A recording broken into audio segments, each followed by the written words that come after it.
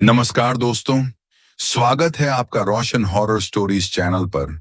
उस जगह जहां हर कहानी आपके रोंगटे खड़े कर देगी। यहां डर सिर्फ महसूस नहीं होता, जिया जाता है। अगर आप हमारे चैनल पर नए हैं तो सब्सक्राइब करें और बेल आइकन दबाना न भूलें, क्योंकि अगली डरावनी कहानी का दरवाजा सबसे पहले खुलेगा आपके लिए। तो तैयार हो जाइए, बत्तियां बुझा लीजिए, क्योंकि अब शुरू होती है आज की भूतिया कहानी। कहते हैं हर रास्ते की अपनी एक कहानी होती है, और कुछ रास्ते ऐसे होते हैं जिन्हें इंसान को रात में पार नहीं करना चाहिए। राजेश यादव पेशे से ट्रक ड्राइवर, 20 साल से सड़कें नाप रहा था। वो रात भी ऐसी ही थी, ठंडी, शांत और लंबी। लखनऊ से सिलीगुड़ी तक माल लेकर जा रहा था, सीमेंट के बोरों का लोड।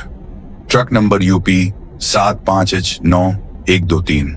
सड़क सुनसान थी, सिर्फ इंजन की घर आवाज साथ थी। राजेश ने अपनी घड़ी देखी, रात के 12:47। वो बोला, अब 90 किलोमीटर और फिर बरौनी जंगल आएगा, उसके बाद रास्ता खुला है। रेडियो चालू किया, पुराना गाना बजा, रात कली एक ख्वाब में आई। राजेश ने हल्की मुस्कान दी। यार, ये गाना भी ना, जब भी रात में सुनो कुछ अजीब सा लगता है। उसके शब्द हवा में खो गए। सामने की हेडलाइट्स दूर तक अंधेरे को चीर रही थीं। अचानक सड़क पर एक परछाई लहराई। राजेश ने ब्रेक मारा, घुर्रा। ट्रक झटका खाकर रुका। कौन है ये बीच सड़क में? वो टॉर्च लेकर उतरा। सामने देखा, एक औरत खड़ी थी, सफेद साड़ी में। उसकी आंखें झुकी हुई थीं, बाल गीले और पैर नंगे। वो बोली, भैया थोड़ा आगे छोड़ दोगे? राजेश चौंक गया।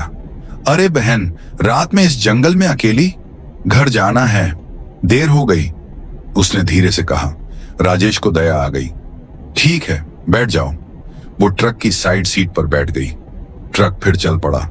कुछ मिनट चुप्पी रही। राजेश ने हिम्मत करके पूछा, तुम्हारा नाम क्या है? कविता।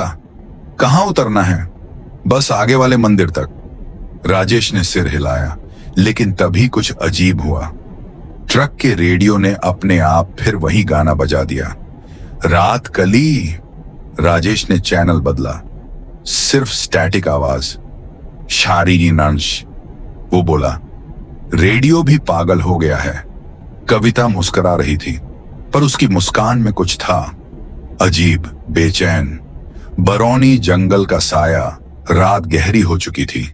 आसमान बादलों से घिरा, बीच बीच में बिजली चमक रही थी। राजेश की नजर सड़क पर थी, लेकिन दिल कहीं और। वो बोला, तुम्हारे घर वाले परेशान होंगे?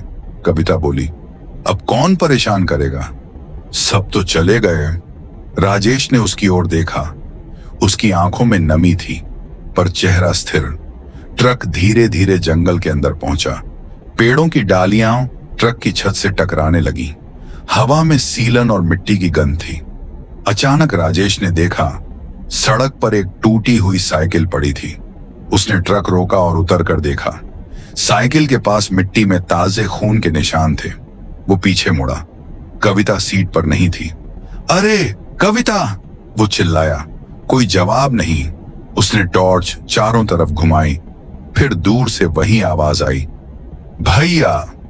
वो पीछे की ओर भागा और देखा, कविता ट्रक के पीछे खड़ी थी, लेकिन अब उसका चेहरा इंसानी नहीं लग रहा था।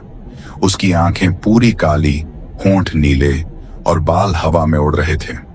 राजेश, तूने मुझे क्यों नहीं बचाया? राजेश पीछे हटने लगा। कौन हो तुम?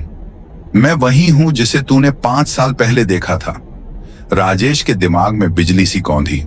हाँ, 5 साल पहले इसी जंगल में उसने एक एक्सीडेंट देखा था। एक औरत ट्रक के नीचे आई थी और मर गई थी। वो डर के मारे पीछे भागा, इंजन ऑन किया और ट्रक भगाया, पर पीछे से वही आवाज गूंजती रही, राजेश, राजेश। उस रात राजेश किसी तरह अगले टोल तक पहुंचा। वहां के गार्ड ने कहा, तुम्हारा चेहरा इतना सफेद क्यों है भाई? राजेश ने बस इतना कहा, जंगल में कोई था, कोई इंसान नहीं। गार्ड ने सिर हिलाया। बरौनी जंगल, वहां कोई नहीं जाता। 15 साल से उस औरत का साया है वहां। हर बार किसी ड्राइवर को दिखती है, कविता नाम की। राजेश के हाथ कांप गए। वो जान चुका था वो कोई और नहीं, वही आत्मा थी। 3 महीने बीत गए। राजेश ने ट्रक चलाना छोड़ दिया था। हर रात उसे बुरे सपने आते। एक दिन उसका दोस्त महेश आया। चल भाई साथ चल सिलीगुड़ी रूट पर, मैं हूं ना। राजेश पहले मना करता रहा, फिर मान गया। बस रात में बरौनी जंगल से नहीं गुजरना। रात के 2 बजे दोनों उसी सड़क पर थे। राजेश ड्राइव कर रहा था, महेश बगल में। अचानक फिर वही गाना। रात कली एक ख्वाब में आई, रेडियो अपने आप ऑन हो गया। महेश बोला, रेडियो तो बंद था ना। राजेश का चेहरा पीला पड़ गया। सामने देखा, सड़क पर वही सफेद साड़ी में औरत खड़ी थी। महेश ने कहा, भूत प्रेत कुछ नहीं होते। वो ट्रक से उतरा। अरे बहन, कहां जाना है? राजेश चिल्लाया। रुक, मत जा। पर तब तक महेश उसके पास पहुंच चुका था। और फिर वो औरत मुस्कुराई और महेश हवा में उछलकर सड़क पर गिरा। ट्रक की हेडलाइट झपकी और सब अंधेरा हो गया। राजेश ने इंजन स्टार्ट किया और भाग निकला। पीछे आईने में उसने देखा, वो औरत ट्रक के ऊपर खड़ी थी। वो बोली, अब कोई नहीं बचेगा। राजेश ने पूरी ताकत से ट्रक मोड़ा। ट्रक सड़क से उतरकर पेड़ों में जा घुसा। भारी आवाज, थम। अगली सुबह पुलिस पहुंची। ट्रक पलटा हुआ था। महेश की लाश सड़क पर, लेकिन राजेश गायब। ट्रक की सीट पर बस एक लाल चुनरी थी और डैशबोर्ड पर खून से लिखा हुआ था, मैं हर रात यहां रहती हूं। कहते हैं कुछ सफर ऐसे होते हैं जहां मंजिल नहीं, बस डर मिलता है। बरौनी जंगल आज भी वही है और रात के 2 बजे कभी कभी रेडियो पर वही गाना सुनाई देता है। तो दोस्तों, ये थी आज की कहानी। दोस्तों, अगर आपको हमारी कहानी पसंद आई हो, हमारे चैनल को लाइक और सब्सक्राइब करना मत भूलिए। और हाँ, कमेंट में बताइए हमारी कहानी कैसी लगी और आप अगली बार किस डरावनी कहानी को सुनना चाहेंगे। याद रखिए, डर हमेशा आपके करीब होता है और हम लाएंगे उसे आपके सामने।